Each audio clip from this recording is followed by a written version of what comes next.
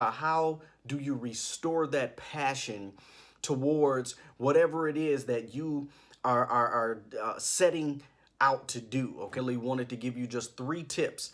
All right, just 3 tips that will help you to restore your passion. So let's get right to it.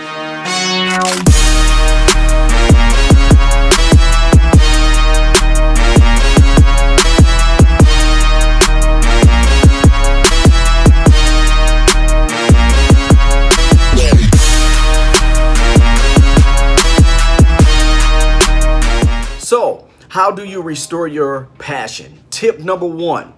First and foremost, you guys, you have to choose.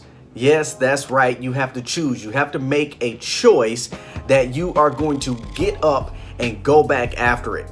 Everything that we do is initiated by a choice. We all have a free will. And I know it seems like times are bleak. I know it seems like things are not heading in the direction that you wanted it to head in, or the direction that you wanted it to head to or towards. However, understand this, that it first and foremost is initiated by the choice to get up and keep going after what you said you wanted in your life. It's not always easy to do, but it is necessary and it is possible. Okay, so you have to make a decision first and foremost that you're going to choose to get up and continue to go after your dreams. So tip number 1 is you have to choose. Tip number 2 is you have to learn how to abandon. You have to learn how to abandon everything that has been holding you back. You have to learn how to identify and let go of those little things that seem to be holding you back from making the most progress in your life. Again, it's not easy to do because a lot of times those things that we have to abandon consist of people. I've said this several times before, but your associations will either make you or they will break you. They will hold you back or they will actually catapult you towards the success that you desire to see. And so you have to learn how to abandon those very things that seem to be holding you back. All right, so that's point number 2. Point number 1 again is you have to make a choice. Point number 2 is you have to abandon. And of course, point number 3, I'm going to say remember. Now, you may be looking at me and say, Mike, that sounds crazy. Remember, what does that mean? Listen, the greatest enemy of your success is your last reward or your last award or your last accolade. Okay, so many times we get tripped up on what we achieved in the past and we stay there.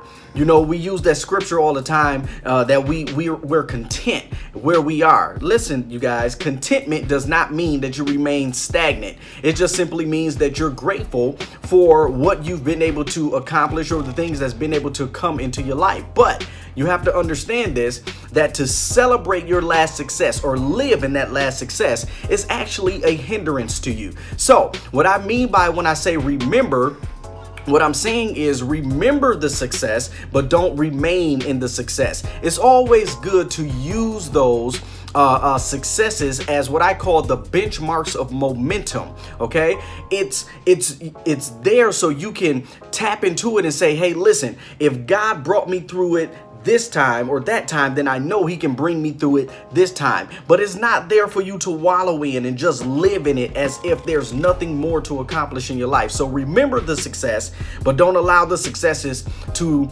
keep you stagnant towards new things. Is that making sense? So again, I did not want to hold you long, but I definitely wanted to get this across to you, okay? The 3 steps to restoring your passion, things that I do on a consistent basis, because I'm going to tell you, it is rough sometimes. It's rough to have to meet the opposition and the criticism. It's rough to continue to push out and do the things that you know is getting you towards what it is that you want in life, but it seems like nothing is falling through for you. I know what it feels like to look at the bank account and not see 1 penny. I am not exaggerating. Not to see 1 penny in your account.